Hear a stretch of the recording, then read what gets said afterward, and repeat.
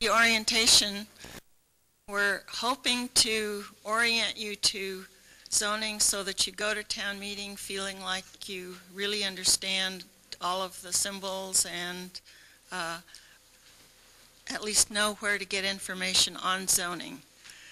Tonight we are being rebroadcast on ACTV several times, so be sure to check the ACTV site on the computer and go to channel 17. The main efforts of the Town Meeting Coordinating Committee really is to inform town meeting members so that they can comfortably review the articles and make informed decisions in town meeting when you vote. We want you to be comfortable. We want you to understand the content of the articles. So far we have had a warrant review which is still being viewed on TV, again, ACTV channel 17. The bus tour, which was on Saturday, was covered. We were in the rain and in and out of the bus. I don't know exactly what it's going to look like, but it's already scheduled, I believe, the first time tomorrow morning. We have three parts of the program. First of all, where does zoning come from, and help you understand how zoning happens. Then we will discuss the zoning process, what happens in town meeting. And the third part is how zoning affects different elements of our community. And we have 6 panelists, one coming a little bit late. So we will begin with where does zoning come from? And this is really looking at the content of the zoning primer that you can access on the town website. Chris Brestrup, who is senior planner in our planning department and has had a lot of experience with planning. She started out working for a Boston law firm looking at real estate sorts of things, and she continued to use zoning and other land regulations in graduate school in landscape architecture. She's been a consultant with an engineering and landscape architectural firm and now is here with us in town. And Chris Riddle, who will also take part in the first segment, is a principal of the architectural firm of Kuhn and Riddle. He's been in town since 1971, been a town meeting member for a long time. He's done some local designing our police station next door here and the Amherst Cinema building, which their firm is now a resident in. So tell us how zoning happens. Okay, well, we're going to rely quite a bit on the zoning primer, so if you have one with you, you might want to look at it while we're talking. First, it's sort of like, it reminded me of catechism when I was in grade school.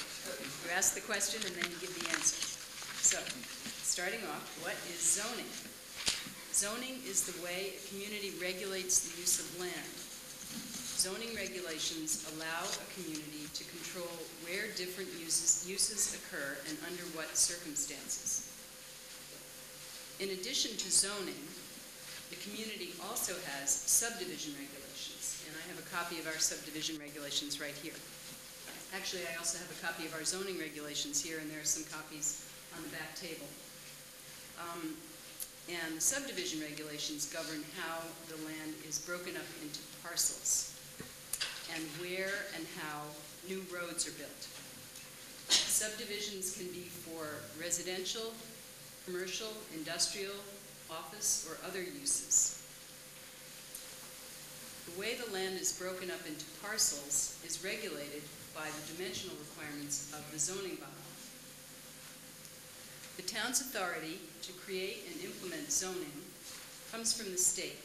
via the Zoning Act, Chapter 48 of the Mass General Laws. There's also a copy of that back there if you'd really like to delve into it, and you can get it on the website. I mean, not our website, but on the state website. Zoning is also limited by state and federal laws governing property rights. Zoning may not violate the Constitution's takings clause, which requires compensation when private property is taken for public use. Zoning must provide that at least some uses are allowed on each piece of land. Zoning cannot take away all the dollar value of a piece of land from a landowner. Zoning ordinances go back to 1791, at least as far back as that, when President George Washington issued an order that only brick could be used in certain areas of Washington, D.C. The first official comprehensive zoning ordinance was adopted by New York City in 1916 as a response to overcrowding, lack of sunlight, and other unhealthy conditions. In the 1926 case of Euclid versus Ambler Realty in Ohio, the Supreme Court ruled that zoning did not violate the due process clause of the Constitution. By 1940, zoning had become the most common means of regulating land use in America. And the town of Amherst had its first zoning bylaw in 1925. And we currently have zoning bylaws going back to 1940 in the planning department, and we may have earlier ones in the library. That's my answer to the first question, but I won't be so long-winded on all of the other questions. Why do we need zoning? Zoning allows the town to group uses according to their compatibility. As illustrated by sections 10.380 and 10.381 of the zoning bylaw, in order to grant a special permit, the ZBA, or planning board, must find that the proposal is suitably located in the neighborhood and is compatible with existing uses and other uses permitted by right in the same district. Uses listed as allowed, either by right, yes, or by SPR, in the use chart in the zoning bylaw are presumed to be in accord with these criteria. Zoning also allows the town to separate uses in ways that protect the health, safety, and general well-being of the community. In fact, that's the listed purpose of the zoning bylaw. If you look on the first page, it says, the zoning bylaw is enacted pursuant to and under the authority of Chapter 48 of the General Laws as amended for the purpose of promoting the health, safety, convenience, and general welfare of the citizens of the town of Amherst.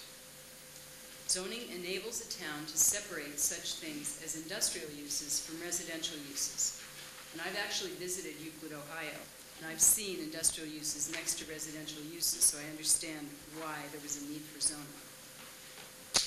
What is the zoning bylaw?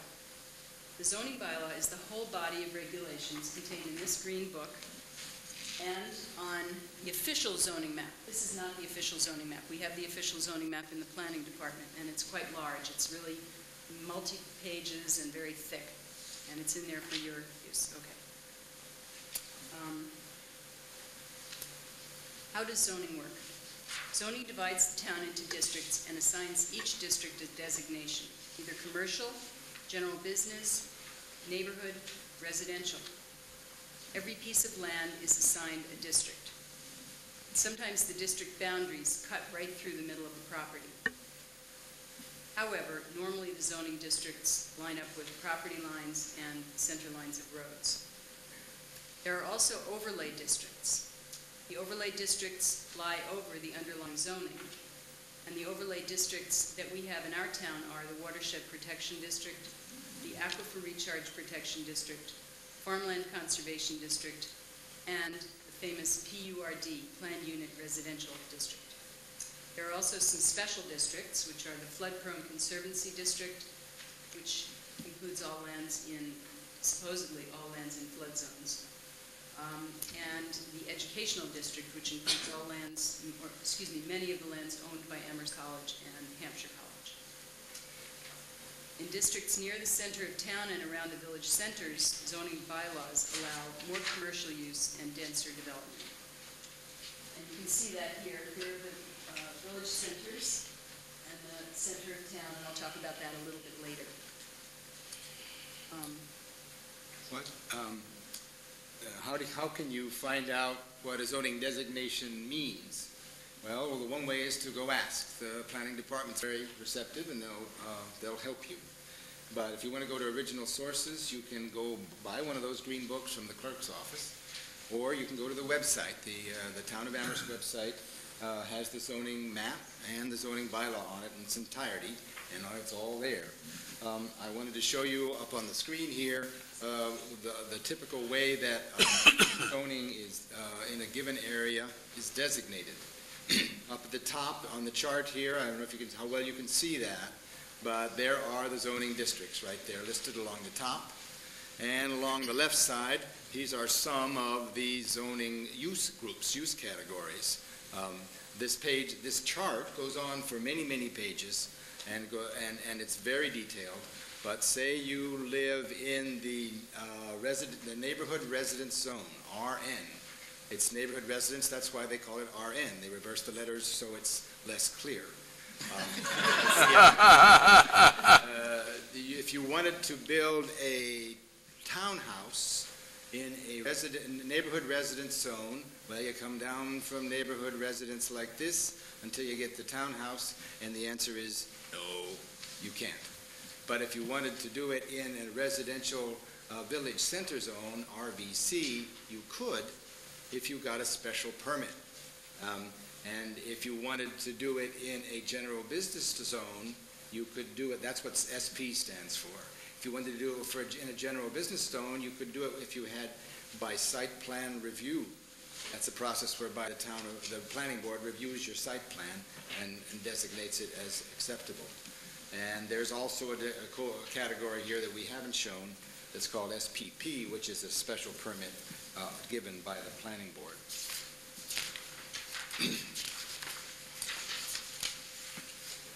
Does being allowed by right mean that there are no restrictions at all? Some of these things have Ys in them. For instance, single-family detached dwelling has, for RN, has a Y there. That means it's allowed by right.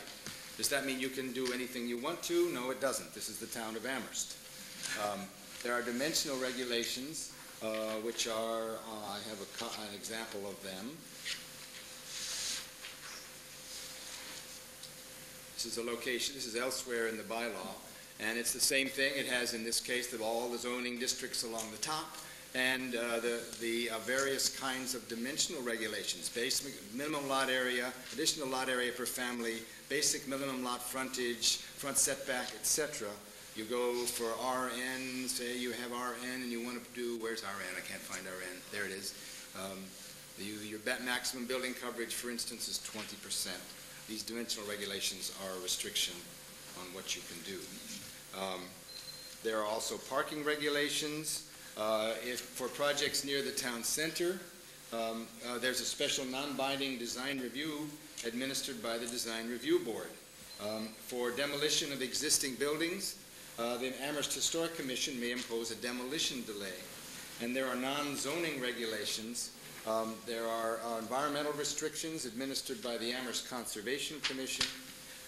There are construction standards that apply to any project in Massachusetts, and they're in the state building code, and they are administered by the Amherst Inspection Services, the downstairs in the building department.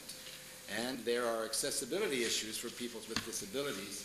They are carried in the regulations of the Massachusetts Architectural Access Board, and they are administered also by the by the Inspection Services Department.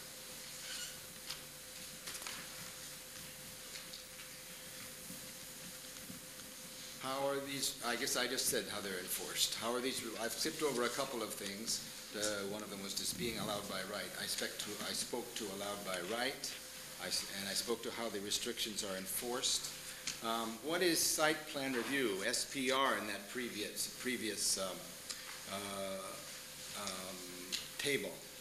Site plan review, are you required, if you have a project that requires site plan review, you must produce a site plan in some detail and a survey, and you may be asked to do a traffic study and bring it to the planning board, and over 1 or 2 or 3 or 4 sessions, the planning board reviews that plan and produces and you work out an acceptable arrangement for the site plan. Often, when we do it, June Riddle does it, of course, it's perfect the first time, and we never have to have any further review. Other people who come in have to have it be modified from time to time, and it gradually approaches a quality project. Who's next? Let's see. What is a special permit? Site plan review, if you're wanting to put if you're allowed to, if a given use in a given district is allowed by site plan review, then that use is allowed. You're not, you can do a slaughterhouse in certain zones in Amherst by right. No, you can't. That's a bad example. But if you were, the site plan review process would not could not be used to restrict your ability to put that slaughterhouse on that piece of land. But if you got a special permit, if a special permit is required, that either goes to the planning board or the ZBA. And that use is not guaranteed you in that circumstance. The one option for the ZBA is to deny an application for that slaughterhouse on that piece of property. And they would make a judgment based on whether it is compatible with the neighborhood and whether it has detrimental effects and toxic wastes and so on and so forth. So site plan review is a by right situation, subject to review of the site plan. Special permit is a maybe, maybe not relationship, subject to whether it is compatible to the neighborhood and doesn't produce undue detrimental effects.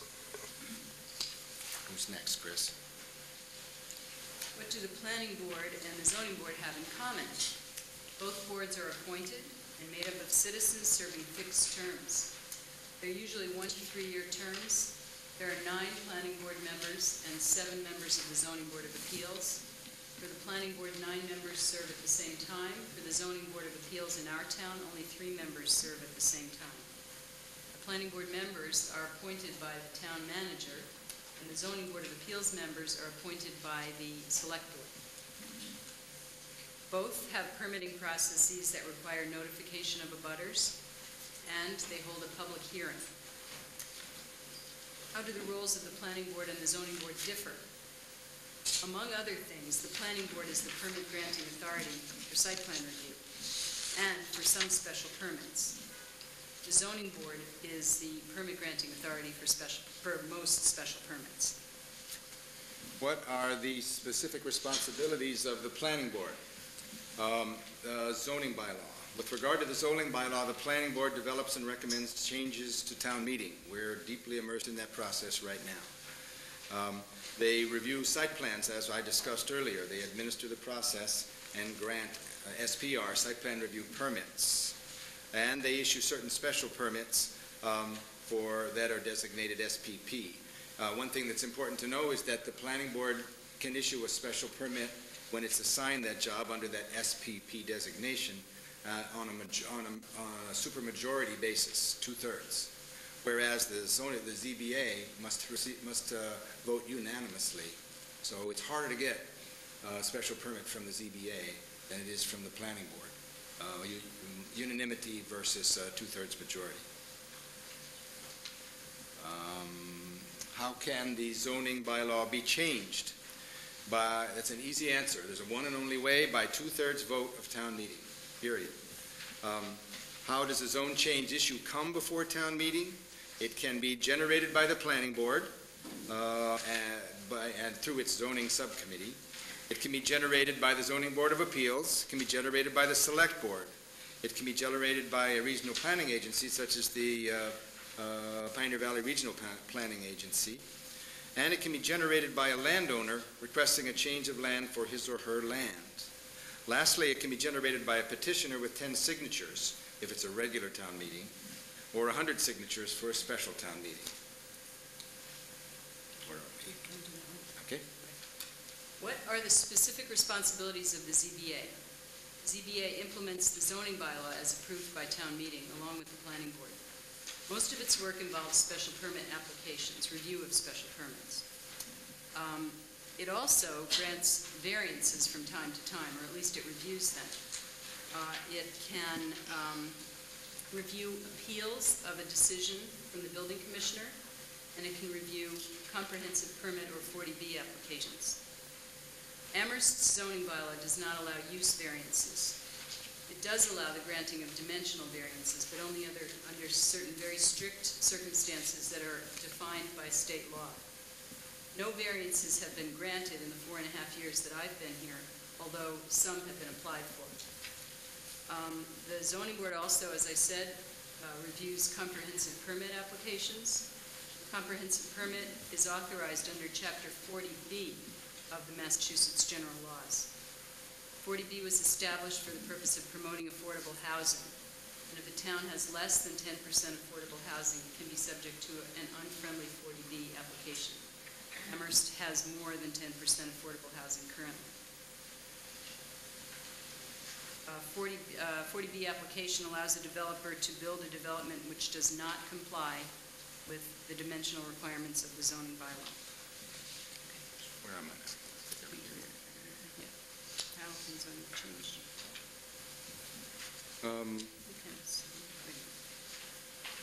Why does town meeting have to vote?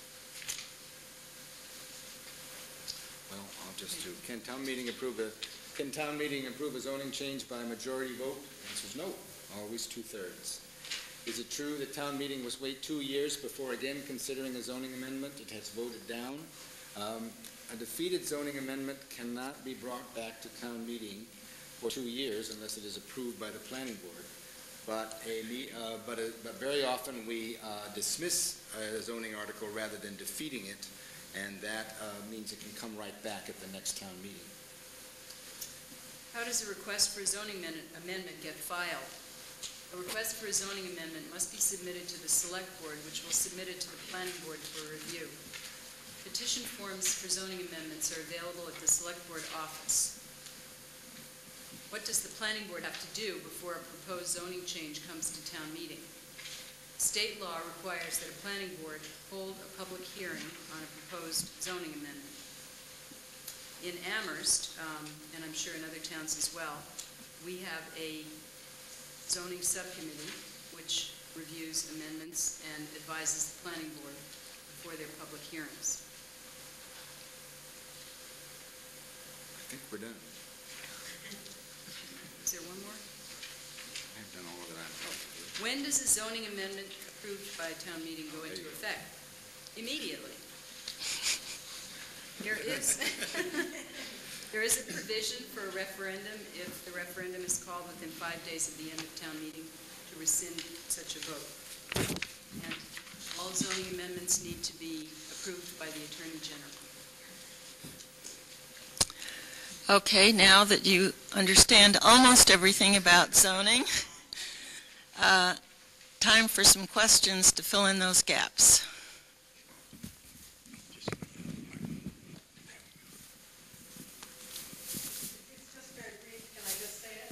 Wait a minute. Well, there's somebody back home see that wants to hear it too. You said the zoning. You said the zoning bylaw becomes in effect immediately. Do you mean as soon as it is voted in, or at the end of town meeting, when town meeting closes? Doesn't it wait until the end of town meeting closing? Because it could be reconsidered or something. It's at the end.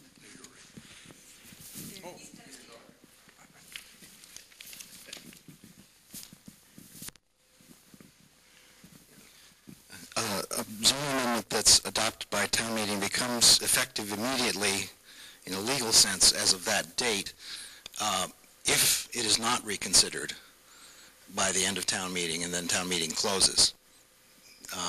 Otherwise, if it's reconsidered, whatever action is taken by town meeting is the effective action. In some cases, in fact in many cases, the actual effective date when a zoning amendment has an effect, it doesn't go into immediate effect, is the first date of publication of the notice for the public hearing, the planning board's public hearing.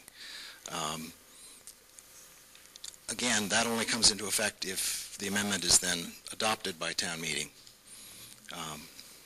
There is an Attorney General role there too, Jonathan. How does that work? All zoning amendments must undergo review by the Attorney General. That review is focused largely on procedural questions and the more obvious legal constitutional questions. Does it involve takings or something like that? The Attorney General usually does not get involved in disputes over policy contained in zoning. Their review is technical, focused on was the process properly carried through under state law, and does the resulting amendment meet constitutional tests.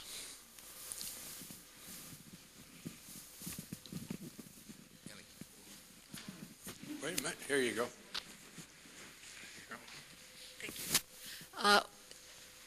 What about you said that something can be done with every piece of land that's owned by a person? Say that again?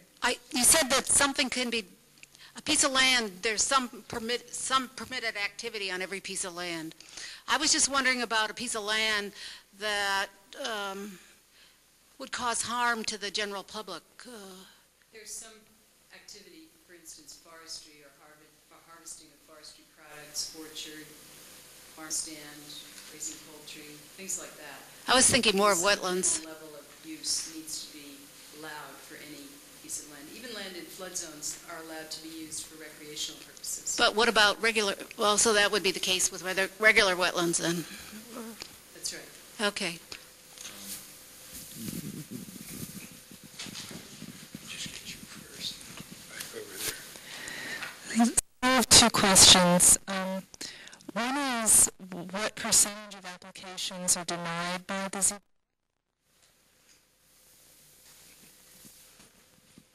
That is a good question, and I think that in my 4.5 years with the ZBA, there have been probably 3, maybe 4 applications denied for special permits. There have been a few applications for variances denied, and 1 application for an appeal from the decision of the building commissioner denied. So we didn't talk about variances, by the way, and we should have. You can apply, if you do not qualify under any of those yeses and SPRs and SPs, and you, or one way or another, the zoning bylaw does not allow you to do something that you wish to do on your piece of property, and you have a sort of a dimensional, and the dimensional requirements are in your way. That is to say, you can't do something because of the dimensional regulations. You're allowed to apply for a variance on those, but you have to prove hardship, and it's quite difficult to do that. And the town of Amherst, the ZBA is not very, it's very infrequent. All right. My first question actually referred to special permits.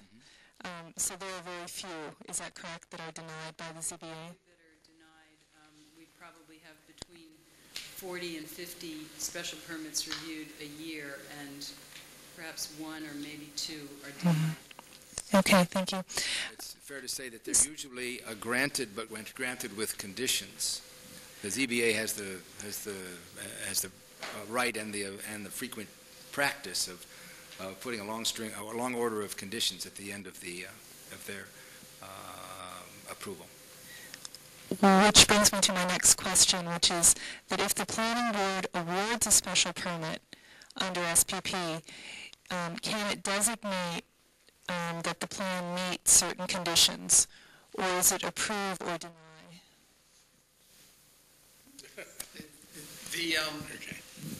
The answer is yes.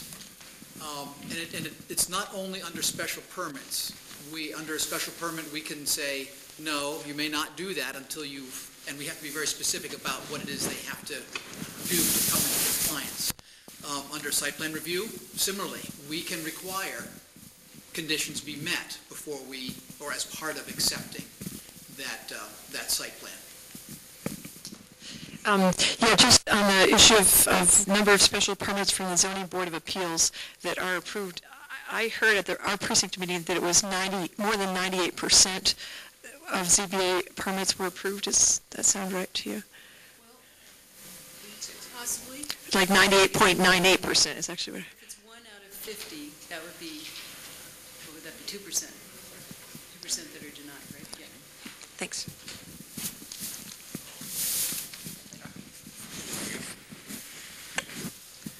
I was wondering how the comprehensive plan may affect what the planning board and ZBA do, and if it might prompt any zoning changes. Or... I'll get to that. That's part of what I've been asked to speak to tonight. Okay. And very briefly, it's a big subject, but we'll try in the 5 minutes.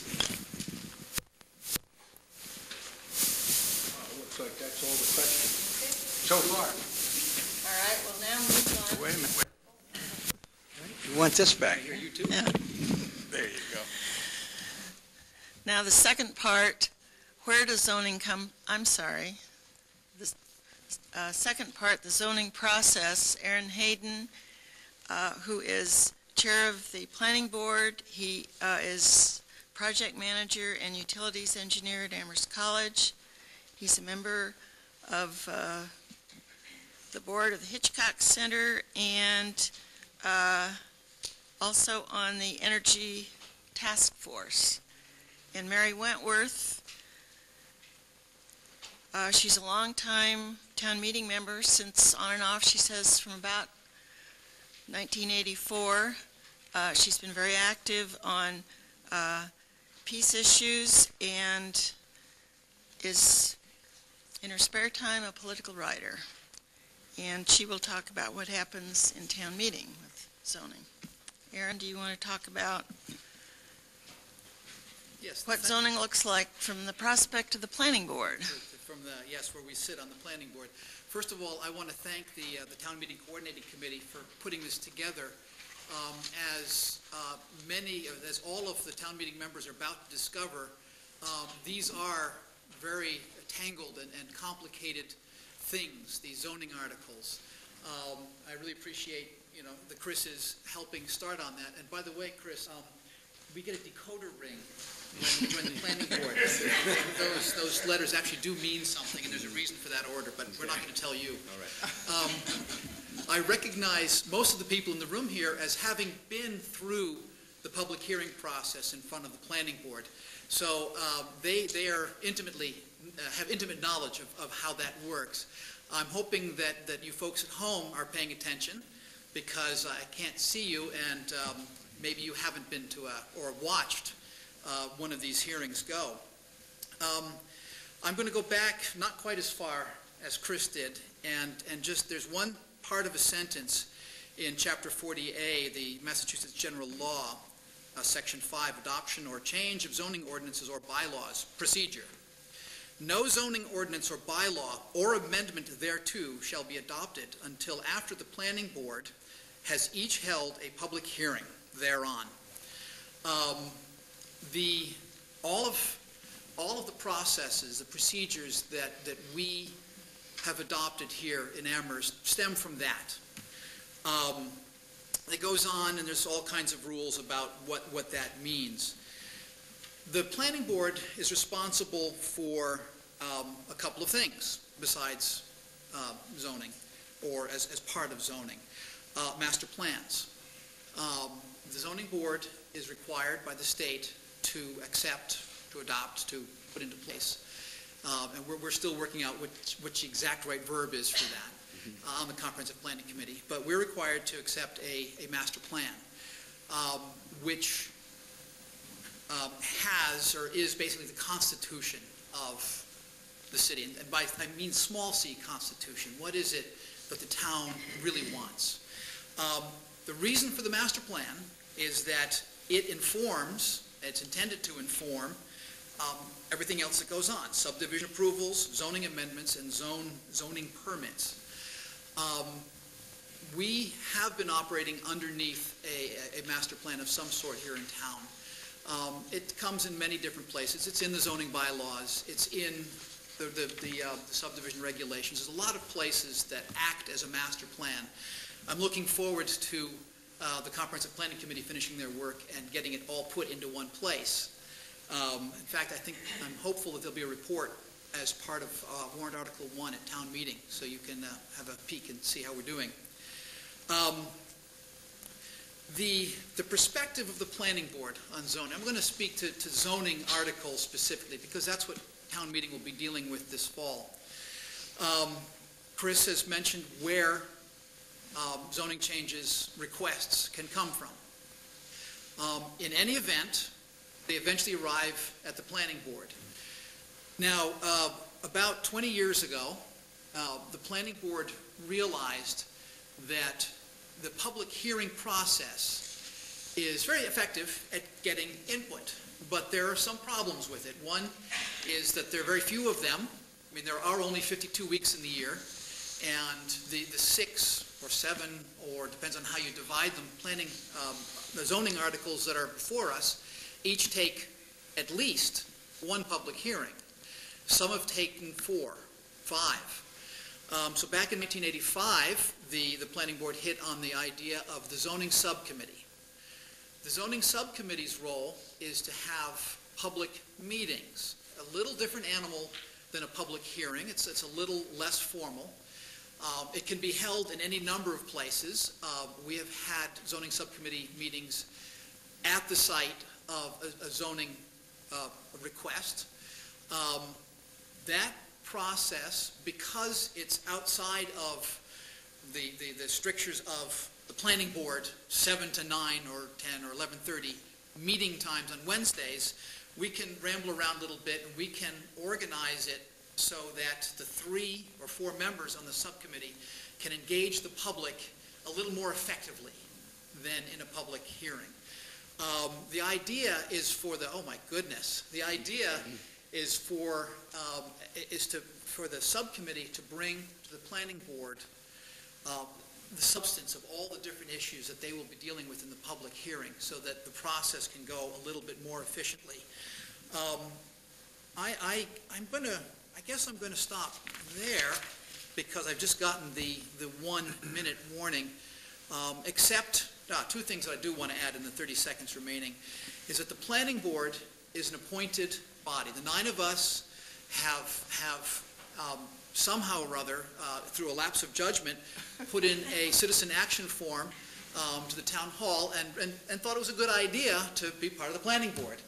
Larry then, in most cases, all but one in fact, has thought and agreed that it was a good idea and recommended to the select board that in fact they get appointed to the planning board. The last thing I wanted to mention is our staff. There are 15 chapters in the zoning bylaws, and there are use regulations, and there are all kinds of other things.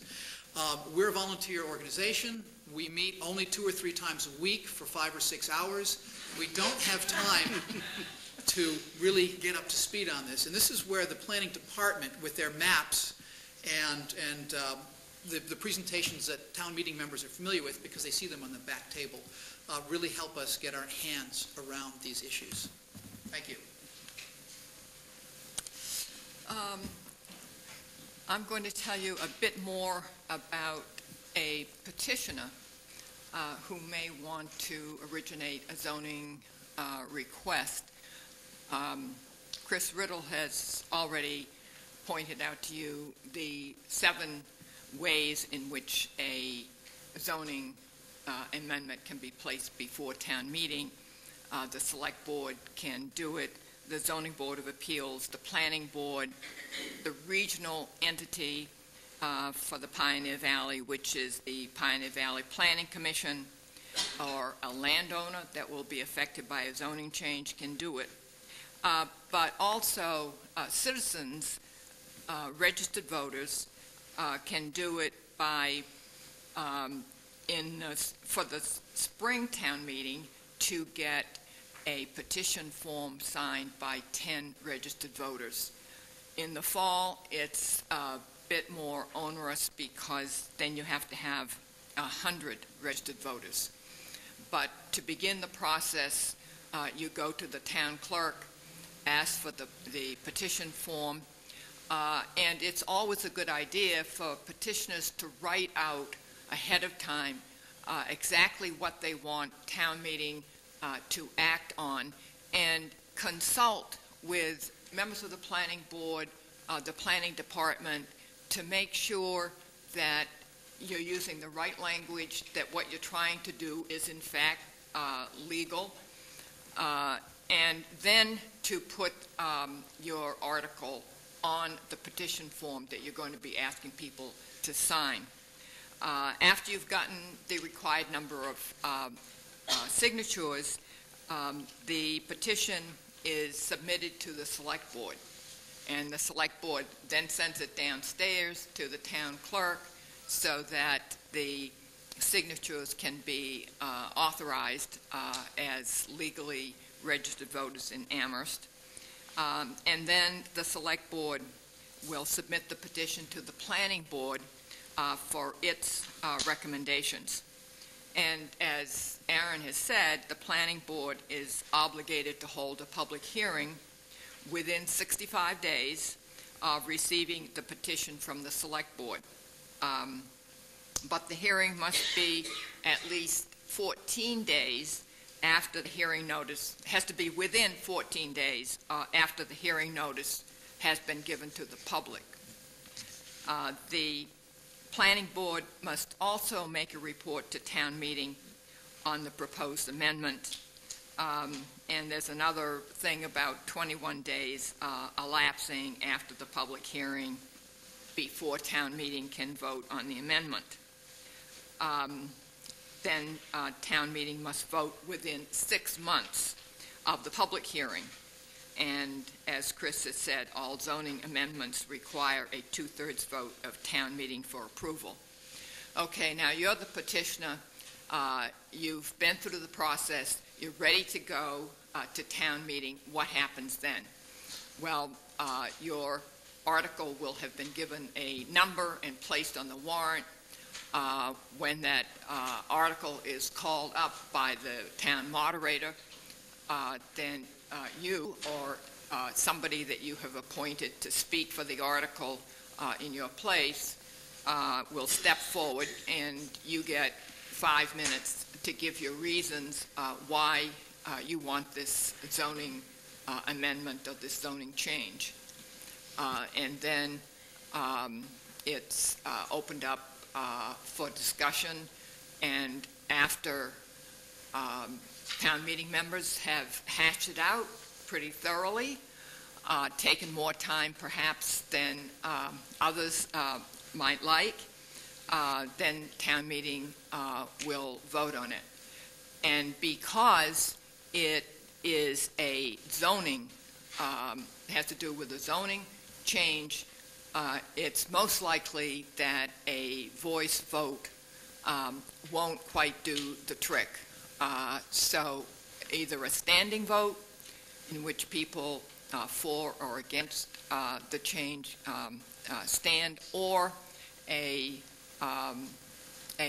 written ballot will be asked to make sure that the exact number of 2/3 will be reached. And as others have said, the amendments, if they're passed and approved, are effective immediately. If it's disapproved, then a citizen will have to wait 2 years before bringing back the same article, unless he or she can persuade the planning board, for instance, or the select board to put it before the next town meeting. Perfect. Okay, now we're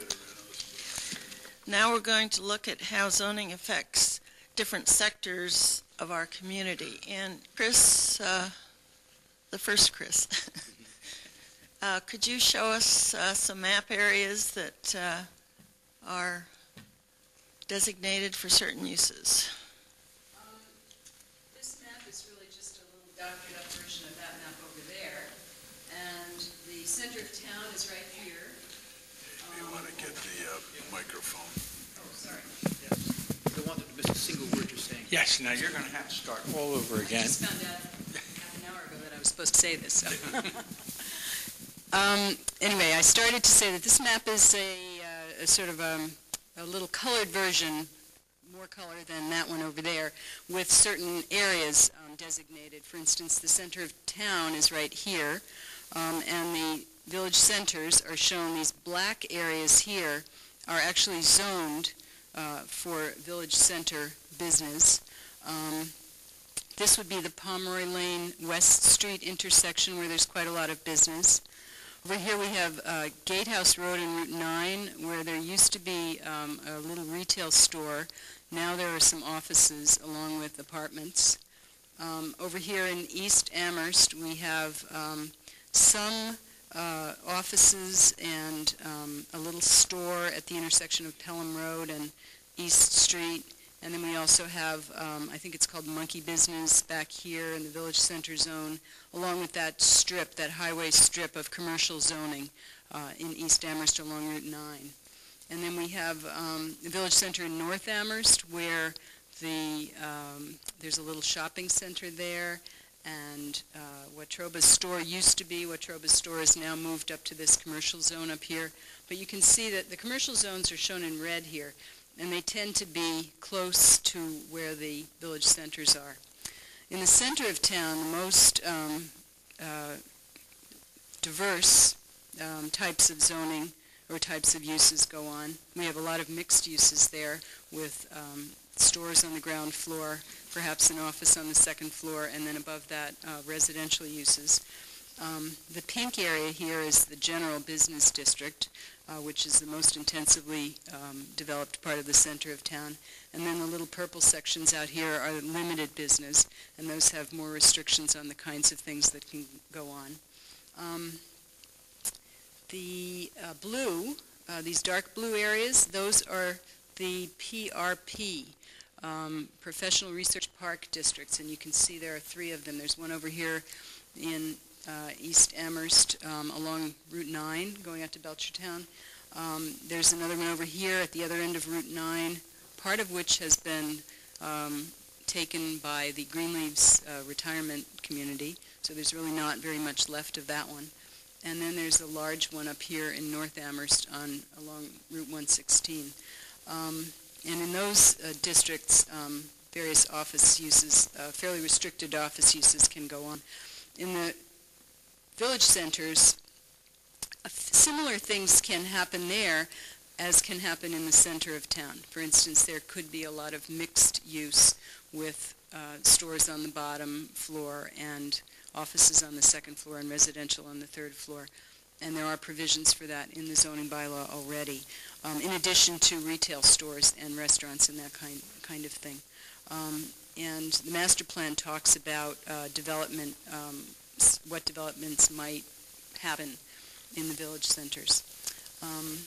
The vast white and green areas here that you see are all residential zones, and the residential zones are fairly restricted. They're mostly half-acre zoning for the residential neighborhood zone. Then we have outlying residence zone, which is 30,000 square feet, which is 3/4 of an acre for one house. And then we have the residential low density, which I believe is 80,000 square feet, which is actually 2 acres, which is quite large. Much of the RLD, or residential low density, also has a farmland conservation overlay zone on it, which restricts the type of subdivision that can be built there. For instance, it could only be a cluster subdivision built in the farmland conservation zone in order to preserve as much farmland as possible. And this striped area down here is the Aquifer Recharge Protection Overlay, and there are restrictions about what can happen there. For instance, you can't have a converted dwelling in the Aquifer Recharge area. And I think you might not be able to have supplemental apartments either, although I'm not absolutely sure of that.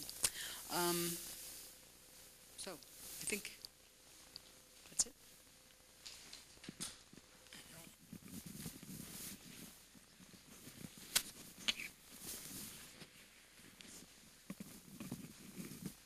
And now, Larry Schaefer, our town manager for a little over a year, who has had experience around New England in various municipal administrative positions, and we'd like to know some comments from you, Larry. Thank you, Mrs. Roberts, and I want to acknowledge both you and Carol Gray for organizing this terrific event. I think any time we have the opportunity to bring people together to inform them as to how our town works. I think it's terribly productive, and I appreciate their hard work on organizing this. And I also respect all of the town meeting members who have come out tonight to participate. I wanted to spend my few minutes talking about a couple of different things. As I told Carol when we were planning for this meeting, what I know about planning, you could really put in a thimble. From a public administration perspective, I did not come out of the planning slot, so I don't have a particularly strong technical background when it comes to planning. So in that regard, I've learned over time to respect and trust our planning professionals. And in the instance of our town, I have come to trust and respect the professionals that are on staff. Let me talk a little bit first about planning board appointments and how I arrive at them, and why I think the technique that I employ for planning board appointments is both important and appropriate. What I attempt to do with planning board appointments is to select planning board members who represent a wide range of perspectives, political perspectives in town, and I say political with a small p. I want a planning board that first and foremost is credible with the balance of the community and is not viewed as being skewed or being predisposed in one direction or another. So I want all of the conversations that take place about planning outside of the planning department and outside of the planning board among the general citizenry to be reflected and to actually take place on the planning board. And I also want members of the community to feel that their views are captured by individual members of the planning board. Individuals who are interested in a position on the planning board file a citizen activity form. All of those citizen activity forms are reviewed by me, and those individuals who I'd like to talk to and think might be a sound selection for the planning board are invited in for a conversation. We spend time talking about their particular positions and their pasts, and try to ascertain what in their background might lend itself well to the tasks at hand. And in the finally, I attempt to determine if the individuals who might be selected can place themselves in a position to fairly adjudicate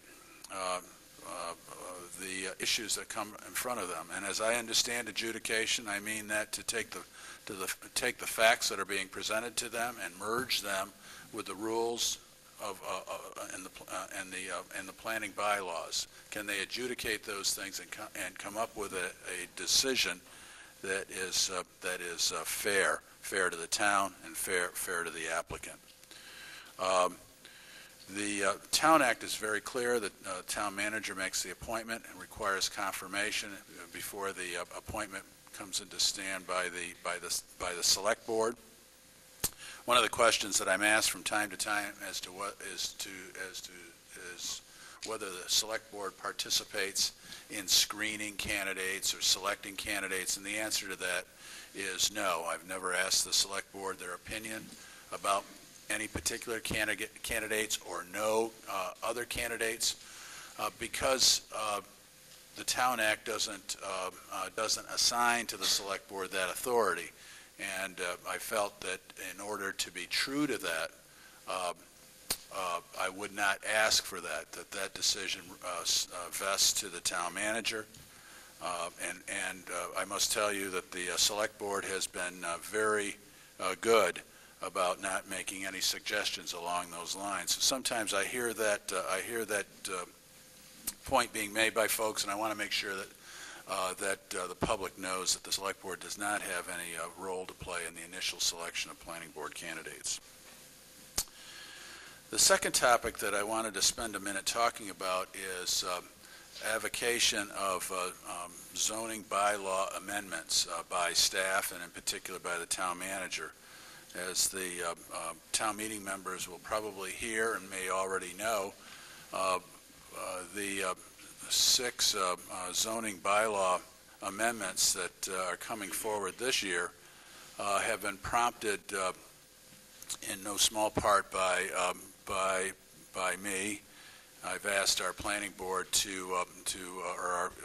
our planning director to work very hard on seeing that planning bylaw amendments consistent with the 6 that are coming forward be presented and advocated in front of the planning board with the hope that the planning board would take it under consideration and conclude their work in time for consideration for the fall town meeting.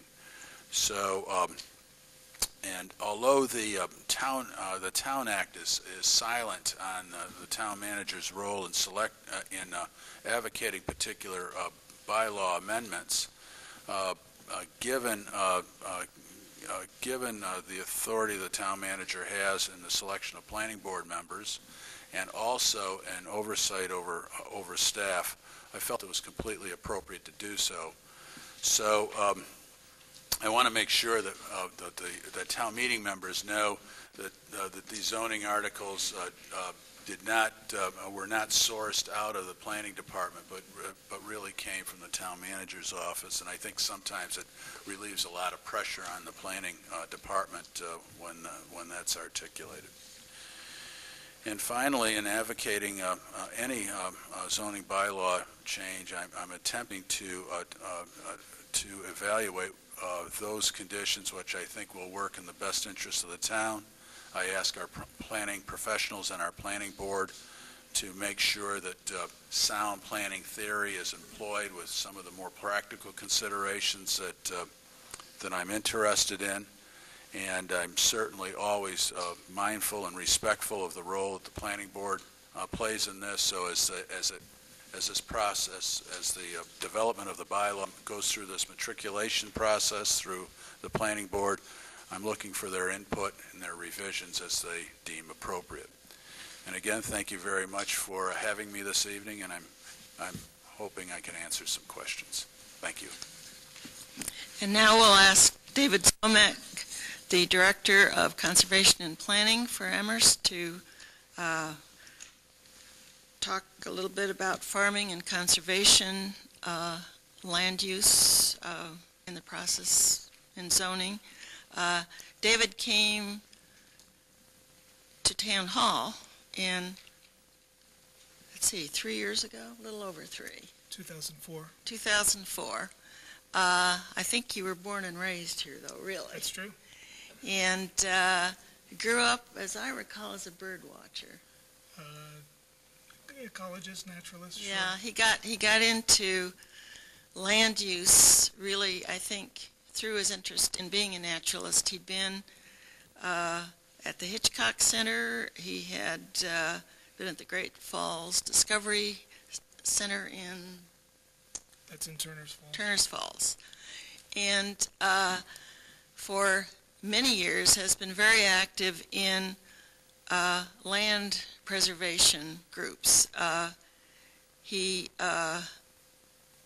has, I think you were president of the Land Preservation White Valley Land Trust, and you've been on the board of Kestrel Trust. Yes, previously Right. on the board of Kestrel Trust, as well as many other land trusts in the valley. So he can tell us all about land in Amherst. Sure. Thank you very much. My apologies for being a few minutes late here, but I was at a finance committee that was scheduled down below in the first floor meeting room. I'll keep my comments fairly brief. My guess is that staff has covered, staff and other panelists have covered zoning quite well, and really I think I was asked to talk a little bit tonight about some of the other aspects of of land and use and how it is used and how it's permanently preserved. But I did just want to interface a little bit with the zoning piece. I'm not sure if other panelists really covered the section 2.05 of the zoning bylaw, which is really where some of the work that I do with Mr. Tucker and other members of the staff, both in conservation, in planning, and inspections, are charged with working with applicants, working with developers, working with landowners to see what is possible within the town's land use regulations, zoning, as well as state law. And in section 2.05, it's really the resource protection districts, these overlay districts that some of you may be familiar with, that have helped the town shape the kind of development and where development has happened through the years. And as a lifelong resident of Amherst, I'm very proud of the way that Amherst has shaped much of its development. And just quickly, those 4 overlay districts, the flood-prone conservancy, watershed protection, aquifer recharge protection, and farmland conservation, are really an overlay district. Really describes itself. It's something that is overlain on the underlying zoning that gives those lands in those areas a little bit more protection and really may make adjustments to what is possible on those lands. And the reason we've developed these overlay districts is really to interface with that underlying zoning. And I'll try to point them out. They're on a couple of the zoning maps here, but they're fairly self-explanatory. In the farmland conservancy districts, the overlay districts, what we're trying to do is obviously protect our prime soils, our working farms, the businesses that make up the backbone of Amherst history. Under the aquifer recharge protection area, which is mostly in the far southeast corner of Amherst, and most of you know that as Lawrence Swamp. And that is an area where we have our wells that draw our water and the wonderful water resources that we have. Moving northward, the watershed protection overlay really speaks to the land. It's a very small purple piece up in the, as you're looking at the map, the upper right-hand corner. That really is an area of land that we have created this overlay district to protect the area near Atkins Reservoir, one of our primary water sources. And then finally, the flood-prone conservancy land is one of these districts that overlays other zoning to account for the changing dynamics along our river systems, the Mill River in the north, the Fort River in the south, and the various tributaries that flow into those 2 streams. And that has to do with what kinds of building can go on, what kinds of development, what kinds of activities can go on in and near a stream or river, which we all know are active, always changing, and can be very dynamic systems where some uses may not be compatible. So those overlay districts help staff, help developers really target and channel the kinds of growth and the kinds of things that can happen in those areas.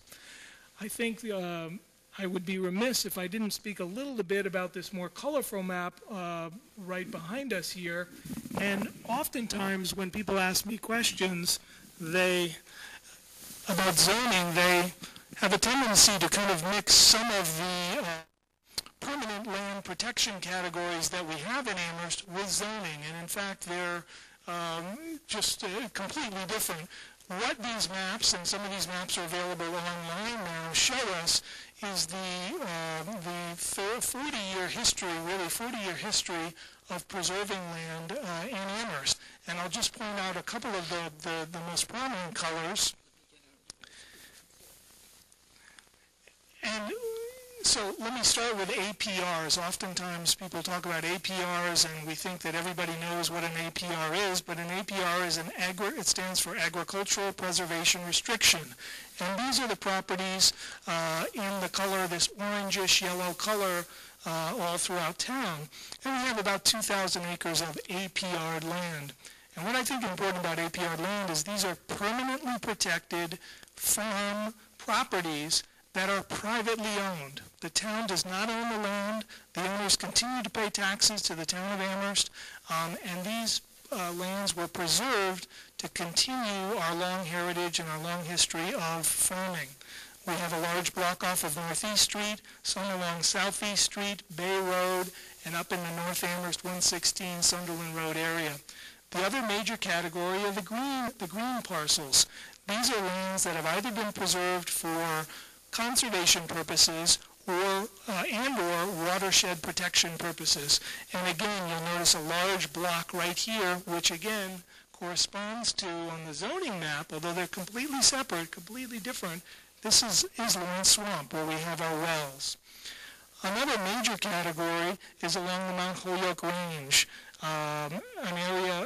This area denoted in brown is actually owned by the Commonwealth of Massachusetts. So the state, acting through their Department of Conservation and Recreation, has either purchased in fee or in some cases conservation restrictions along the Mount Holyoke Range. So as we're looking at zoning, as we're looking at what activities can happen in particular zones, there is an interface. Staff, homeowners, landowners, developers need also look at this kind of map to see what could, should, and might happen on a parcel like this adjacent to an APR and adjacent to a conservation area. So I'll stop there, but I just wanted to make a distinction between the kinds of zoning we've created and the zoning bylaw and some of the permanent ways that we've preserved land in Amherst. So I'm happy to take questions. Thank you. We have a good long question period now for all of you to clarify anything.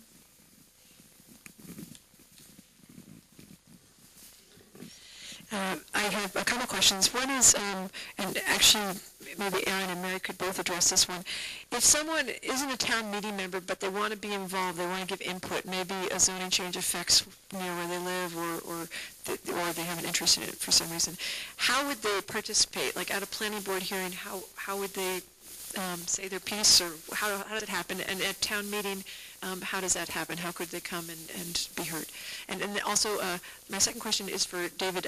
Could you explain what APR is and what can you do in that type of land? Where do you want to start?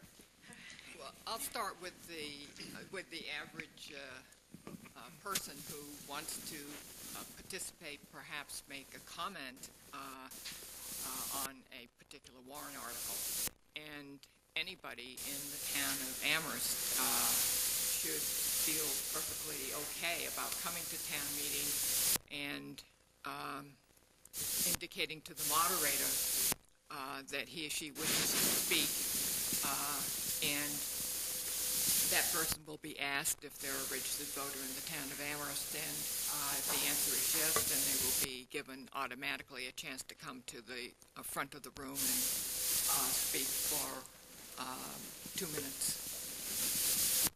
So you get a nifty little non-voter sticker too, so don't be confusing that.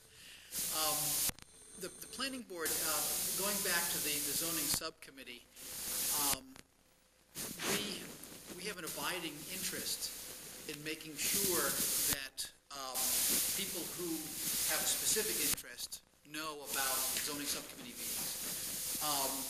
I don't know the rules for notifying abutters or near abutters, but I do know that they are notified when we have both the public hearing and the zoning subcommittee hearings. The mechanism of the zoning subcommittee really was designed to engage as many people as seemed reasonable as possible. And that's why we let them float around time-wise and location-wise.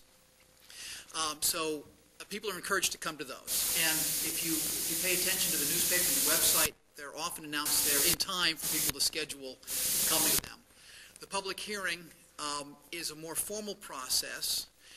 And one of the things that I've noticed about public hearings is that there's some people who do very well in them. They know how to deal with them, and they get up and they make sure their piece is said. But they're a little bit scary for people who don't speak very often. Again, the zoning subcommittee is being run now to be a little easier going on people who might be unfamiliar with speaking in public. The chair, in running the public hearings now, tries very hard to get the shy people in the back who really have something to say but are not sure that it's appropriate, to try to get them recognized and encourage them to speak. So there are many opportunities. It's not perfect. I mean, we have had instances when all the notices went out and everything else, and somebody with a deep interest just arrived from Europe the day before the public hearing and had been away for many weeks, and we couldn't reach them, and that's unfortunate, but on it goes. I'm going to yield the rest of my time to Jonathan Tucker. Just to this specific question about public participation, it can start even earlier. If you, at the end of every town meeting, whether it's in the spring or in the fall, there's usually a breathing period of a couple of weeks, and then the zoning subcommittee holds its first meeting after the town meeting and tries to decide what it's going to bring forward itself and how it's going to invite new amendments for the next town meeting. So if you're paying attention in close proximity after a town meeting, you can get in at the absolute ground floor. As the process proceeds, whether through the zoning subcommittee meetings for a series of months prior to the planning board public hearing, or at the planning board public hearing, anyone can submit a comment via email or a written comment to the planning department, and we will make sure that the members of the subcommittee and or the planning board get those comments, and those are brought into the record. People are always welcome to attend the zoning subcommittee. In fact, many of the some of the more interesting sets of participation have happened because people saw something and came to a zoning subcommittee meeting and then stayed throughout the rest of the process. It contributed quite significantly. They may or may not then speak at the public hearing where you've got to stand up and do it on the microphone and on the camera and all of that, but people can shape the way in which zoning is changed through that mechanism.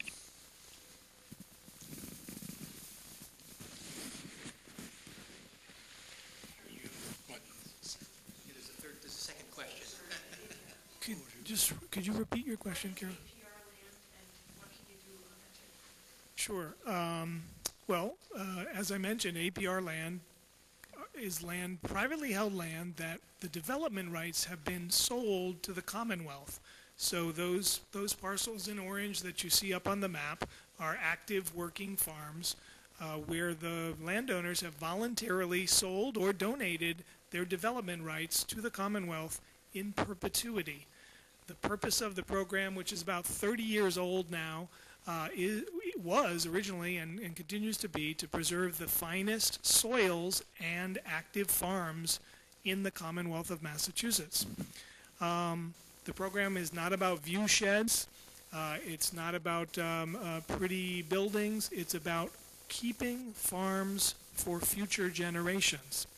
And I think there's many examples, even in the time I've been doing this, which is about 20 years, of changes we've seen just in the CSA movement, the community-supported agricultural movement, and the organic movement. When this program began, no one really envisioned that we would all be, many of us would be trying to go organic.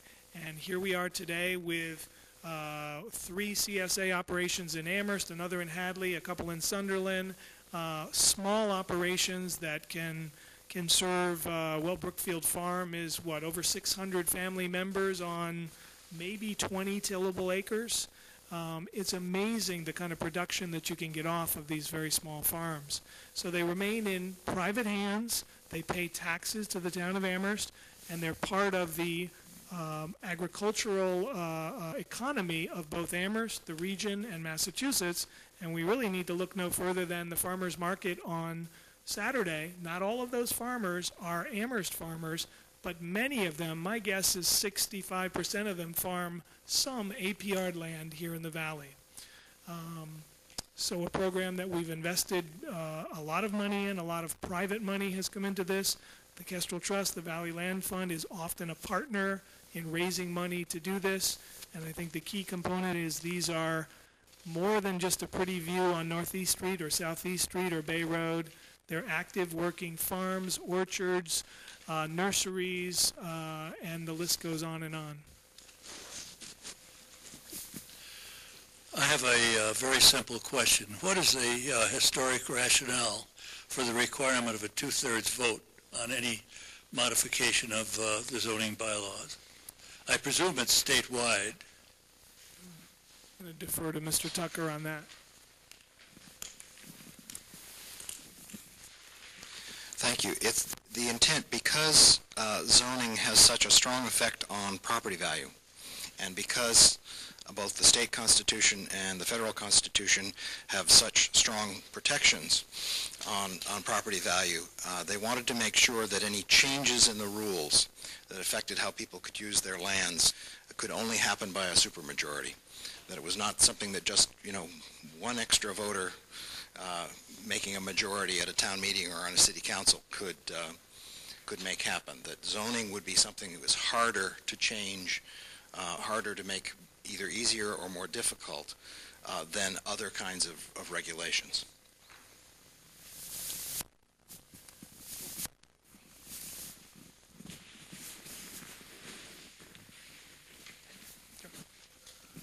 Richard Morse, Precinct 7. I guess I have to ask a question of such stunning ignorance that I may drag fellow citizens out of the darkness with the answer. I can only get my brain around so much Amherst controversy at one time, so I have to say I've been blissfully unaware about the master plan. I want to ask you about the relationship between the master plan and the sort of zoning processes and decision-making that you are talking about tonight. I understand that we're having a master plan because there was an SJC case that essentially said the adoption of a master plan was a prerequisite to the town being able to do certain things, or making certain sorts of decisions. And correct me if I'm wrong on that. And so my question is, is the master plan going to be some kind of a legal mechanism that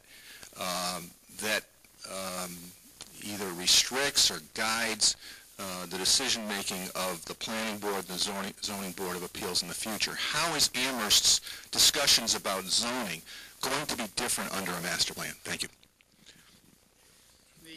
That's not the question. No, there's a number of questions embedded in that, and I'll try to tease them out. Specifically, the recent impetus to get a real master plan rather than the bits and pieces that we have was the SJC ruling in Hadley that their phased growth bylaws were not enforceable without an object, an end, and that end would be defined by a master plan. So that's one very specific use for the master plan, is that it has to inform zoning bylaws that you want to enforce, and specifically the phased growth bylaw. We were able to duck that responsibility until November 2009 by promising that we would do it, and that's good enough for a while. So we're working against that deadline to get the comprehensive master plan in place. How it will be used is not so clear to me. The way I imagine, though, because it is not a legal document in that somebody's voted on it, it has been accepted, it has been created through a pretty amazing public process. What comes to the planning board, I believe, or I remain hopeful, will be reflective of that very wide public opinion and desires. It will guide in one way or another. In fact, it already is guiding decisions and discussion around how we go about amending our zoning bylaws. We're discovering things in the process of developing the comprehensive master plan which do affect how we're amending zoning rules that you'll be seeing in a couple of weeks here. I don't know if that answers your question. Well, I guess I would ask, can we adopt a master plan and then ignore it? Well, I can try that once more. And ignore it? The short answer is yes. And in fact, in our research, most master plans do get put on the shelf.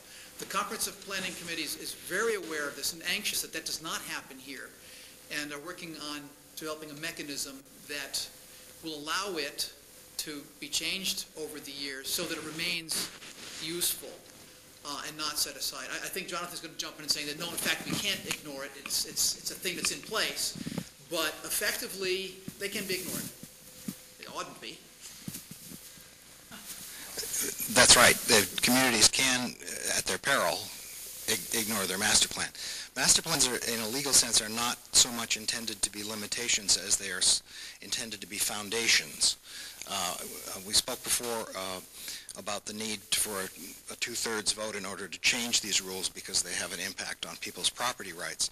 The SJC decision in Hadley was essentially challenging and undoing the constitutionality of Hadley's phased growth bylaw, because what it was doing was constraining what people could do with their property unconstitutionally in the absence of a master plan. And in fact, the decision, the SJC decision, said the only instance in which you can constrain growth and the use of people's property in that way is if you are in the process of developing a master plan, which we took as marching orders, and that was the way in which the town meeting article was written, which said by November of 2009, Amherst will have, we're going to create a sunset for our phased growth bylaw. By 2009, Amherst will, one, have a master plan, and two, will have developed regulations under its zoning under that master plan that replace the growth constraint regulations that the phased growth bylaw represents. That bylaw, which was adopted in the early 90s, has been Amherst's principal mechanism for restraining growth. It has said you can only have so many building permits issued over such a period of time and under the following conditions. And that's what the SJC found unconstitutional. You can't do that. So we have to find other ways to accomplish the same thing without restraining people's ability to use their property in that particular fashion. Yeah, and maybe another part of the answer might be that there were 85 people who were principally authors of the master plan. I think there are 87 opinions on how it's going to be implemented. How it's going to be implemented. I have a question. Why wouldn't we want to bring it to town meeting for a vote? At least a majority vote. Nothing special, but at least a vote. Since town meeting funded the master plan to be done, and anything that comes back to be funded out of it must go through town meeting. Wouldn't we want the support of the majority of town meeting? I'm sorry that I can't answer the question directly. There were 11 votes on the CPC against and 3 for presenting it to town meeting. I'm not a voting member of the CPC, so I cannot speak for any of those votes at all. In fact, town meeting, most often by 2/3, is going to have to approve every single article in the comprehensive master plan at some point.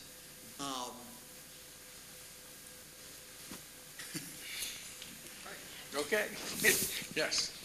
We got somebody over there, too. I just wanted to fill in a couple of minor blanks in things that were said earlier. In terms of people's participation in the process for creation of zoning, if you sponsor a zoning article through a petition or you're a property owner, unless it is adopted by the planning board as its own and the planning board carries it forward, you can expect, with a lot of help from the planning department and others, but you can expect to present it not only to the zoning subcommittee and to the planning board at the public hearing, but also the finance committee will want to know about it in case it has any financial implications for the community. The select board will want to hear about it because they will want to make a recommendation to town meeting. So the process involves not just the planning board and its subcommittees and town meeting. There are other town boards with interests that are ancillary to zoning that will want to hear your explanation of how what you're going to do is going to affect their area of responsibility for the town. couple of pieces quickly about what David was talking about. The Flood-Prone Conservancy District is actually not an overlay district. It's listed among the critical resource zoning districts. It's an underlying district, and it's the only district it's got. And we, in fact, have put no overlays on it because it just takes care of itself. Floods happen here. You don't want to do a whole lot. Maybe you shed for the livestock. That's it. Just sort of basically stay out of that zone. One other quick way of describing the difference between those two maps on the board there, between the zoning map on the left and the map of the protected land on the right. The zoning map represents a bunch of rules the community is creating about how development and growth are guided. The map on the right is a map of how land is owned. Amherst has for 40 years been self-purchasing or encouraging the Commonwealth through the APR program and other kinds of preservation restrictions to acquire interests in land that then protect it permanently. That actually, the map on the right is the better control of these two options. If you have the choice, go for the map on the right.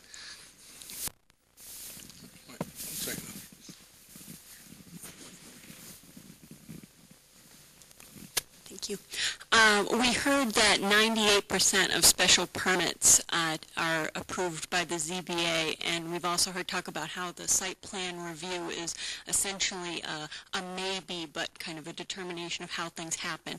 I'm thinking that might leave people with the impression that things are sort of easier to do than they actually are. And I was wondering if you could talk in a little bit more detail about site plan review and special permit and how restrictive those really are. I can, but not in the original 5 minutes. It's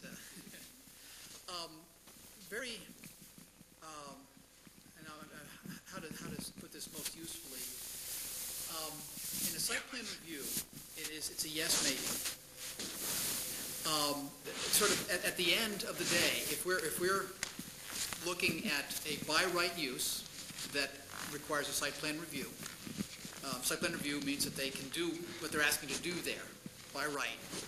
But there are 2 or 3 chapters, which are called, confusingly enough, articles, in the zoning bylaw that include all kinds of restrictions that those site plans must meet. If the planning board says, no, I'm sorry, we're not going to accept this site plan, we've reviewed it and we see that it's not acceptable, we need to be very specific about which of those articles and what parts of those articles were not met. It's 5, 7, and 11, I think, are the articles. So you're right. Now, I want to go back to this very high acceptance rate. That seems as if we're not doing our job if we're accepting all the stuff that comes in front of us. In fact, most of the time, most of the site plans that I've seen in the 5 years that I've been on the planning board have already gone through a rigorous process of having been tested by the planning staff. So that when Chris brings a plan forward, he doesn't bring it to us first. He goes and asks people, this is what we're thinking about doing, people who know, Jonathan, Nils, Chris, and they say, this 17-digit chapter article in the planning zoning bylaws doesn't allow that. You better change that. So by the time we get it, it really has been very carefully gone over, and people who want to do work in town are pretty good about reading the zoning bylaws and understanding them and then applying them to their request. So all of those chapters on parking and driveways and the bits and pieces that you need to bring forward for it to be a complete site plan review, for us to review the site plan. All of and you're going to be seeing some articles, we're going to be trying to tighten up some of the regulations this fall. They all have to be met. So I hope that answers your question. I just want to add to that, and in my experience bringing projects to the ZBA and the Planning Board, it is they are evolutionary process. They're an iterative process. You show up, you make a presentation. There's comments from the audience, Duly noted, we go away, we come back, we change it, we fix it. It really, in contrast to what I said before, it is not always perfect the first time. And it is a working together to find a solution that meets both the developers and the planning board or the town of Amherst's needs. I think it's a very effective and smoothly running process. I think you get good results. You're well served as citizens. You're well served by the planning board and the ZBA.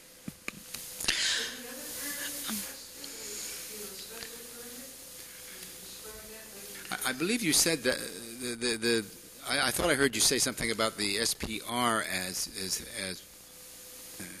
that's definitely applies to by right situations. You understand that, whereas the SP does not necessarily a by right. You do. I wasn't misunderstanding you there. What was the second question about the special? Pardon me. Again, with the decoder ring that we get, the SPR for our viewers at home is a site plan review. Kind of easy to fit the letters to the words. An SP is a special permit, and that's the processes and the outcomes are very similar. With a special permit, though, there are some things that no, if you don't do this, you can't do what you've asked to do. If you don't meet these requirements to the satisfaction of the planning board, the answer can be no. With a site plan review, if the plan comes forward and you don't meet these requirements to the satisfaction of the planning board, you're allowed to come back and try again. And in fact, we are required to tell you how the requirements are not met, in our opinion, and asking you to fix them and bring it back that way. A slight difference, a slight different level of no. Wait a minute. Yeah, but you can do it on air. I just want to finish this. This seems to be in, the conversations that I hear, that this is where there's a conflict. That people in development, don't want the first one, the special permit, yeah. Okay, that they don't want them, that they want the plan site review. So why is there such a conflict around this? A site plan review is supposed to be easier to get than a special permit. A site plan review is you're allowed to do that thing that 4-bedroom duplex, or let's say a townhouse, for instance. You go to the chart, it says you can do a townhouse on this piece of property subject to SPR, site plan review. That means as long as you meet the dimensional regulations and all of the other standards in the zoning bylaw, the planning board is obliged to give you the approval to put that townhouse on that piece of land. Conversely, if you're trying to put multifamily housing on neighborhood residence property, you're required to get a special permit. And the ZBA is not obliged to grant you that permit to do that. You may not be able to do it at all. Or probably more likely, you're going to negotiate down the number of units, or the number of apartments, or it'll be a product of this iterative negotiating process that I was just mentioning. There are specific findings. I want to read you a list of findings. This is in the bylaw. The special permit granting authority may grant a special permit if the authority finds that A, the proposal is suitably located in the neighborhood in which it is proposed and or the total town and as deemed appropriate by the special permit authority. The proposal is compatible with existing uses and other uses permitted by right in the same district.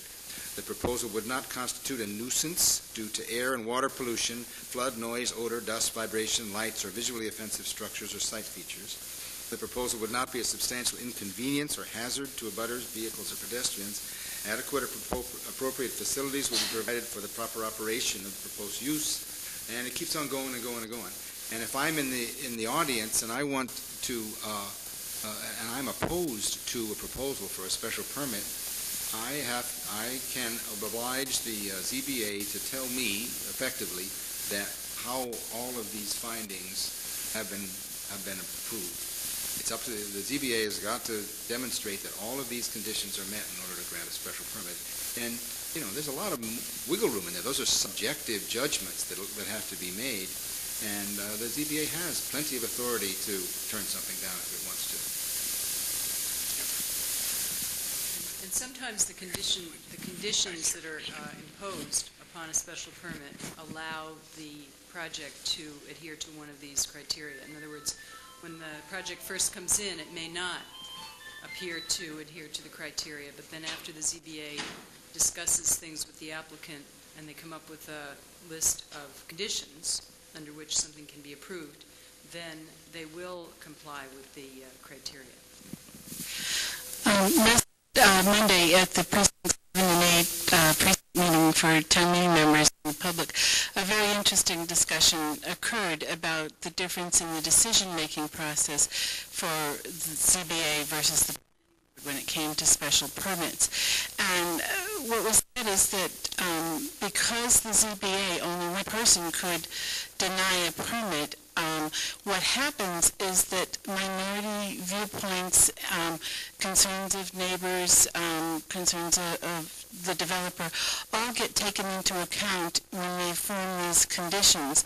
And so some of the people there said that the kind of decision that is arrived at is much better for the town and the area than if it was a straight up and down vote. Now, I've never experienced a special permit that goes before the planning board, but it seems that that's just a straight up or down vote, and I'm just wondering how some of these other minority concerns would be taken into account to make the decision as good as what the impression that some people have about a ZBA decision.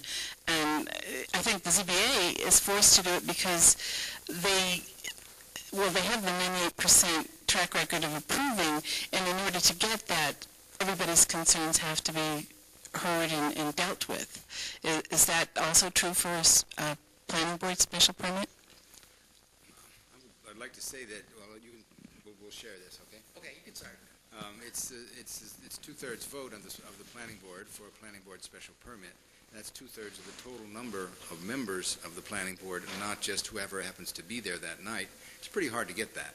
I mean, it's not, I think it's intentionally a couple of notches less difficult conceptually than the ZBA, but it's a supermajority, and it's a supermajority not of the quorum, but of the total planning board. Yeah, that's what I was going to say. But also that in order for the two-thirds or the one-third, depending on which one you're interested in influencing, to form their decision, it has gone through really a long and thoughtful process in engaging the public hearings, the zoning subcommittee meetings, to get those opinions involved in the decision. Oh, lots of hands. Just quickly, the special permit process and the site plan review process are identical. They're required to be identical under the bylaw. That is the notification of abutters, the holding of a public hearing, all of the procedural aspects of this are identical. If the planning board is issuing a special permit, it uses the special permit criteria, the same criteria that the Zoning Board of Appeals uses. If the planning board is issuing or reviewing a site plan review approval, it has a slightly different but longer, more detailed set of criteria to meet. The difference being, as you heard Chris read, the somewhat broad language of the findings that a special permit granting authority has to make. Those are intentional because the special permit allows for discretion by the board. It's allowing for a range of judgment to be applied. With the site plan review, because the use is by right, the criteria that they use have to be in some ways be tighter, more extensive, because you're dealing with something by right and you don't want something to get through that doesn't meet what the community wants. Through site plan review, the planning board has complete control over the design of the site. The developer may come in and say, I want to put the building over here against the back and the parking all up front because that gives me more parking, and the board says no. The building is going to be up at the front, parking's going to be behind. We're going to waive your parking requirements so that the design ends up looking better. No, we don't want your entrance over here because that's too close to the intersection. You're going to move the entrance over there. It's no less control. The difference is that at the end of the day, with a special permit, whether it's being issued by the Zoning Board of Appeals or the Planning Board, the answer may be no, and that affects many people's decisions about whether or not to try in the first place. With site plan review, they know the answer will be yes, even though the nature of that answer may not be entirely what the developer would prefer. And that's the essential difference.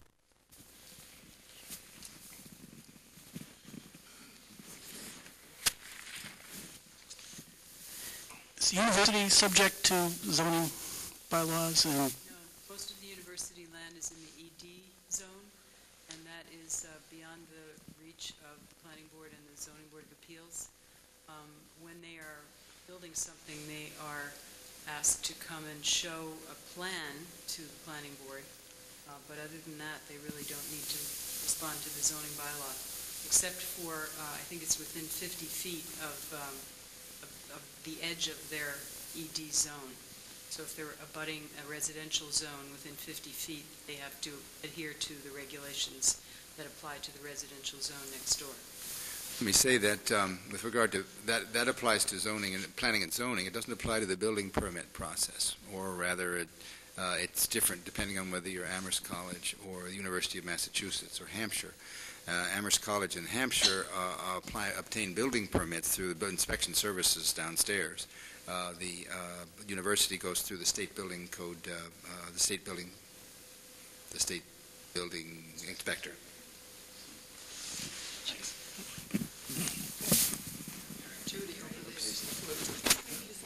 I just saw somebody. Well, you hadn't asked a question all night, so.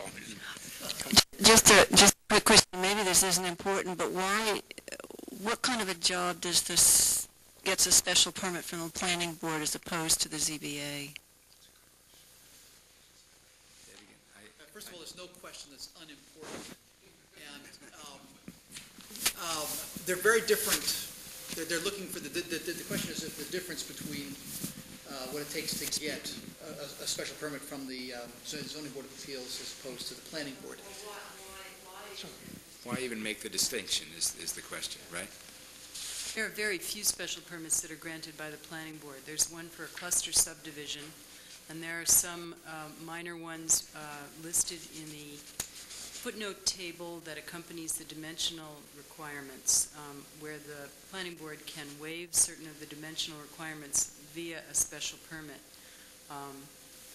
for a project that it's already involved in, such as lot coverage or a setback requirement or something like that, certain specific things.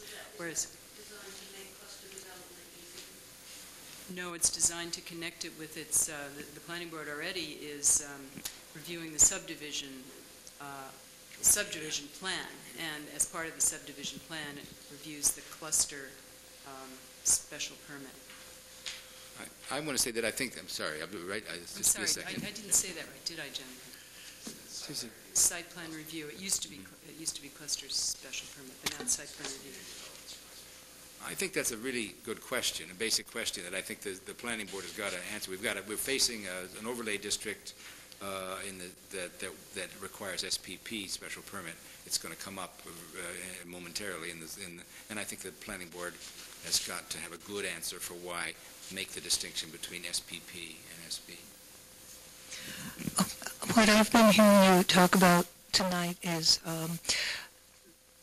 things that happen before the building actually takes place. And you put all these restrictions on, and then do you just disappear? I mean, what happens once the building is put up? How do you know that they conform with all the restrictions that you put on? How long do those restrictions last? And whoever checks up on it, it's say 10 years later if they last that long.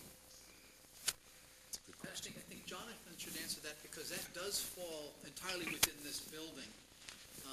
Well, no, mostly within this building. Many things fall within this building. Let me answer that question first, and then I think I want to respond to the question that was asked earlier. The building commissioner, who is the director of inspection services, is the zoning enforcement officer. And once a zoning permit, whether it's site plan review or a special permit, has been granted, enforcement of that and implementation of it, they receive a copy of the permit with all of the conditions and the plans, the architecture of it, and the layout of the site. It is enforced by our building inspections folks. They're the ones who follow through on it. I will say that the planners, although we don't get out of the office as much as we'd like, are known to wander around and spot things and bring things to the inspector's attention if things have not gone the way they were supposed to go. Pretty much. Over time, properties often change hands. Now, depending on how the permit was written, there can be periodic check-ins. The Zoning Board of Appeals often, for a special permit, will require that a new owner, that the permit lapses if the property is sold and the new owner has to come in and get a new permit, or depending on the nature of the use, they may instead require that a new management plan, which is a plan that says how the property is going to be managed, its hours, how the snow is going to be dealt with, how the waste and recycling is going to be dealt with, what hours the lights will be on, all of that stuff, which has to be submitted and approved with a permit, and the planning board does that with site plan review as well. So instead, sometimes a new management plan is filed with the new owner rather than getting a whole new permit. So there is follow-up. I will tell you that the principle, there is follow-up to the point where something is built, and a few years after that, as people are still fresh with it, and as we notice, the principal enforcement mechanism for anything in this town, whether it's building inspections, wetlands violations, zoning violations, whatever it is complaints. We have a vigilant citizenry, and that's how it works. Could you repeat that earlier question that you had asked? Why make the distinction between, why have an SPP? Why don't we just do all the... Amherst zoning permits things in 4 different ways. Yes, which means that the use that's regulated in that way is normal and expected in the zoning district, that it's being regulated in that way. And so it is simply by right, as long as you follow all the other rules in the bylaw for parking, signs, and all of the other kinds of criteria that the bylaw establishes as default standards for anything that happens anywhere. The next one, going in the more restrictive direction, is site plan review. Again, the use is a normal and expected use in the zoning district where it is proposed. It may be large enough or it may be distinct enough that it has some impacts such that the town wants a board to review the site plan, have control over the way in which the site is designed and laid out, and have control over the management of the use over time. And that's site plan review. Special permit, we've crossed the line into, it's not by right anymore. The use is unusual, or it is special in some other way, hence the name special permit. And it may have an understood range of, or even a range that we don't necessarily understand, of potentially negative impacts, such that you want to be able to have complete control over the site, you want to have complete control over the management of the use over time, and you want the ability to say, well, no, you can't do that. The way you've proposed it, and we've put as many conditions on it as we think are appropriate, and you've told us you don't want to do it that way, then I'm sorry, you can't do it at all. And then finally, the fourth one is, no, you can't do that in this district. We don't want that happening here. So those are the 4. And I hope that sort of... Special permit P? Why don't we just always use SP? Why do we sometimes say SPP? The SPP let me just amplify what Chris said earlier. SPP right now is used for selected residential development methods, open space community development, which is a form of a very flexible cluster development.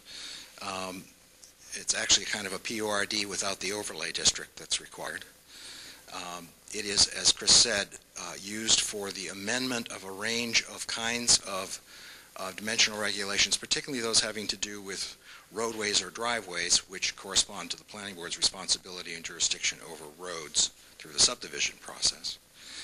The specific example that you're citing is in the process of amending the town's 3 research and development, light manufacturing, and manufacturing use categories, the planning board took a look at manufacturing, which is a fairly broad category and includes everything from, the assembly of something fairly large out of constituent parts in an assembly line to aluminum smelters, or the equivalent, something big and nasty. And right now, that use is allowed in only 2 zoning districts, the light industrial zoning district and the professional research park district, which Chris pointed out on the map earlier. But it's allowed through site plan review by right. And the planning board, although it had looked at previous uses and said, well, some of these ought to be not by special permit, but by site plan review under certain circumstances, in this case looked at the range of things that are possible under manufacturing and said, we probably really need the ability at the end of the day to say no if something gets too noxious, too big, too intense under this category, rather than trying to negotiate it into submission with site plan review. So you're saying that since on the underlay, we're talking about the new overlay district that we're talking about. No, in a couple of this is solely an amendment to a specific use category. The overlay district is going in the other direction, from special permit to site plan review for just 2 uses.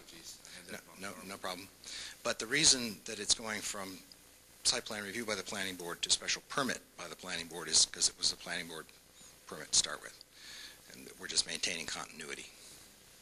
Now, I'm interested in hearing the other half of the answer about the ZBA, about which I know very little since I've not been on that board.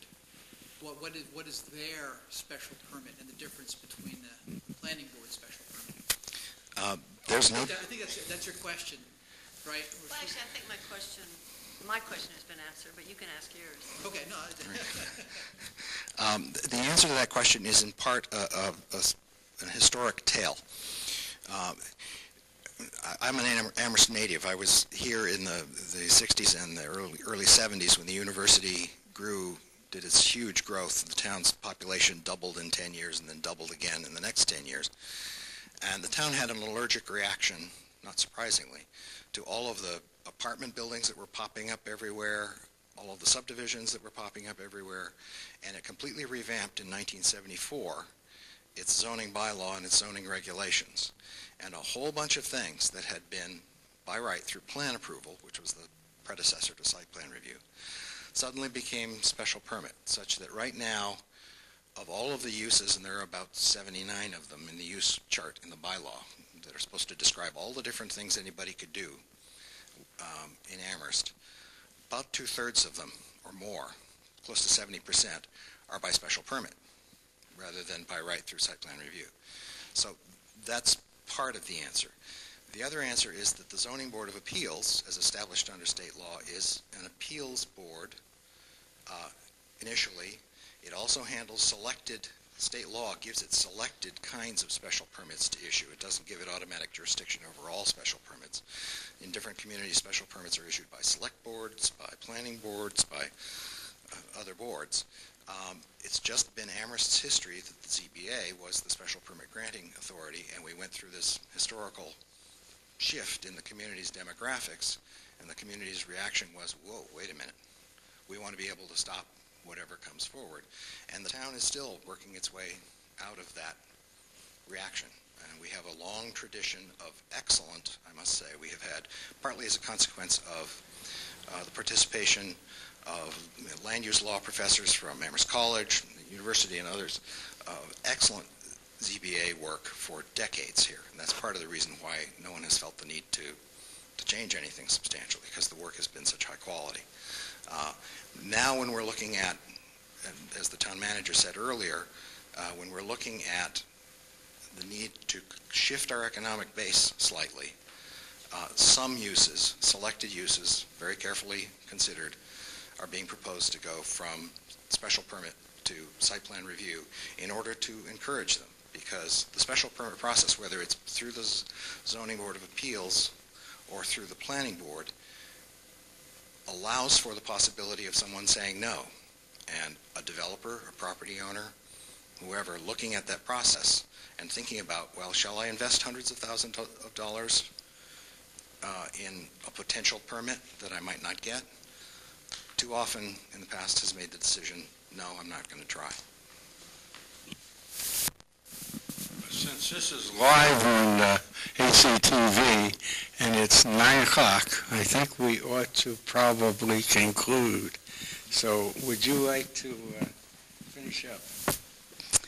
Thank you very much for coming, and I hope that you will look at HCTV rebroadcast if you didn't quite get something, and I hope that others will do their homework before they come to town meeting. You have a start now on the zoning stuff. Thank you.